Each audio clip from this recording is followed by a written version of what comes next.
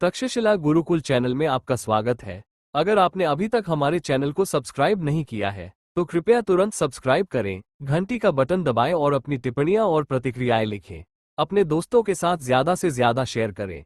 हम ऑनलाइन कुंडलिनी राजयोग दीक्षा और 6 महीने में कुंडली सक्रियण प्रदान करते हैं।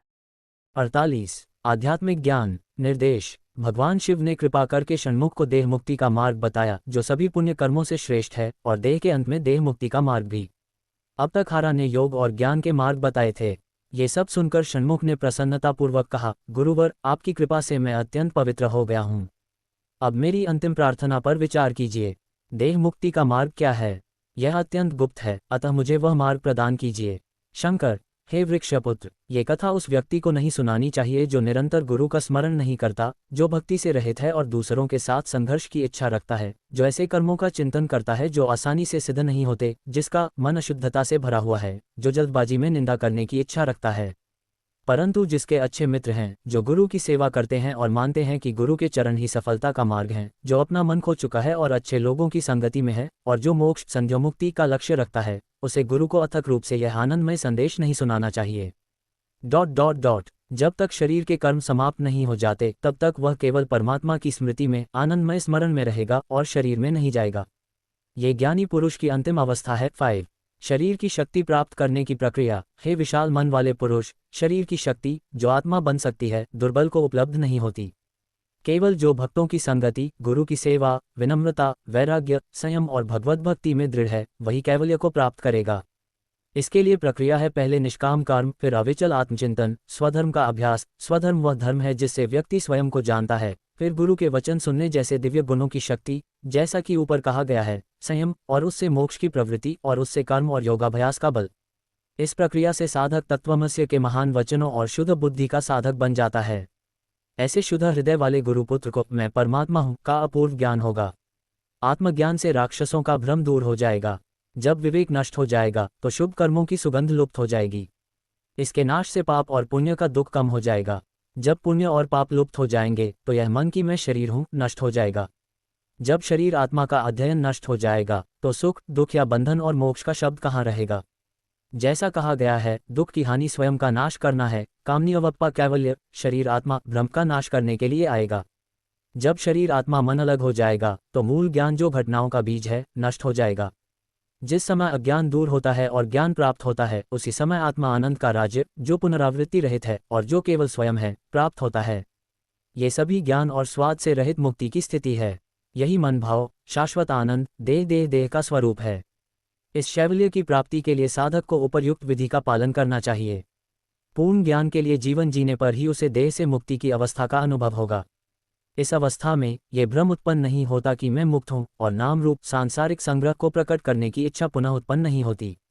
यही देह, वाणी, मन, चित्त देह की परम अवस्था है। गुफा देह की परम अवस्था को श्रुताचार्य का प्रसाद समझना चाहिए।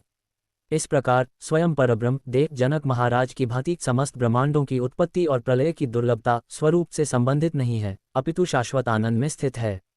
यही निखिल वेदांत शास्त्रों का सार है और आध्यात्मिक तपस्वियों के लिए परम सत्कर्म है। संक्षेप में, मुक्ति का सुख स्वयंभू और निश्चित है। 12 देह और शरीर का ये सम्यक मार्ग मुक्तों को प्रेमपूर्वक बुला रहा है, यहाँ आओ। मुक्त पुरुष इस मार्ग पर विश्वास करते हैं और स्वयं ब्रह्म हो जाते हैं। अपने हृदय में यह विश्वास करते हुए कि स्वयं के अतिरिक्त कोई अन्य ब्रह्म नहीं है, वे ब्रह्म के आनंद में प्रकाशित होंगे। हे पुत्र, अपनी बात को अच्छी तरह समझो और उसके अनुसार आचरण करो। हे मन के बोझ से मुक्त, आनंदपूर्वक कर्म करो।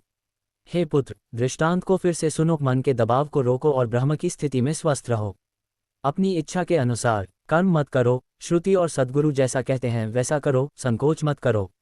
निर्लिप्त और अनासक्त रहो, अर्थात बाह्य कर्मों के ज्ञात लक्ष्यों पर ध्यान न देना। ब्रह्म में स्वस्थ मन के साथ स्थिर मन से कर्म करो और बोलो, एक कण भी न हिलाओ, और ज्ञान के प्रकाश में डूब जाओ। 14 शाश्वत ज्ञान के साथ वैराग्य उत्पन्न होता है। जब वैराग्य समाप्त हो जाता है तो आत्मज्ञान उत्पन्न होता है। जैसे गाय का दूध गाय के संपूर्ण शरीर में फैल जाता है, वैसे ही आत्मज्ञानी भीतर बाहर ब्रह्म हो जाता है। वह सर्वत्र समस्त कर्मों का साक्षी होता है। वह समस्त ज्ञान अज्ञान से मुक्त होता है, पूजा या ध्यान के किसी भी अंश से रहित होता है, अर्थात उपासक और उपासक के बीच कोई भेद नहीं होता।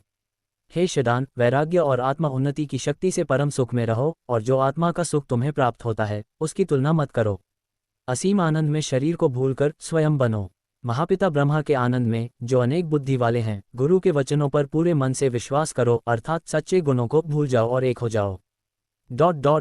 शंकराचार्य ने शास्त्रों के चरणों और शब्दों तथा श्रुति के शब्दों के आंतरिक अर्थों को समझाया। निरंतर ब्रह्म में लीन रहो। शदान ने अपने शरीर को भूलकर गुरु के सभी वचनों को गंभीर आदर के साथ सुना और जो कुछ उसने सुना था उसे जानकर और विश्वास करके उनसे कहा, गुरु, हे गुरु, मैं धन्य हूँ। आपके भक्त जो भी हों, जो भी सर्वोच्च पद मुझे प्राप्त हो, मैं केवल आपके भक्तों का सेवक हूँ। आपके चरणों में हाथ जोड़कर, अपना शरीर त्याग कर और आपकी परम महिमा में विश्वास करके, मोक्ष सत्य है। हे देवों के स्वामी, जो अपने भीतर आपके चरण कमलों का ध्यान करता है, उसे इस लोक में या परलोक में कोई कमी नहीं होती है।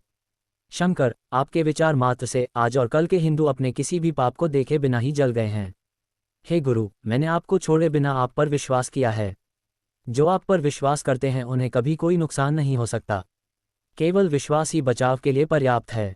हे ब्रह्मा, हे गुरु, आप अपने भक्तों के सागर के स्वामी हैं। आप परम शुद्ध हैं, आप परम शुद्ध हैं, आप परम आनंद के स्वरूप हैं। आप अविनाशी, शरीर रहित, अचल, शाश्वत, सर्वशक्तिमान, सर्वव्यापी हैं।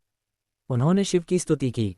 ये स्तोत्र गाकर विरूपाक्ष मूर्ति ने गाया और षण्मुख ने कहा, परम आनंद में लीन, मंत्रमुग्ध, तुरंत स्वयं के साथ एक हो गया, मुक्त हो गया। उसने प्रेम में गुरु को याद किया, जो आनंद का स्रोत है। 21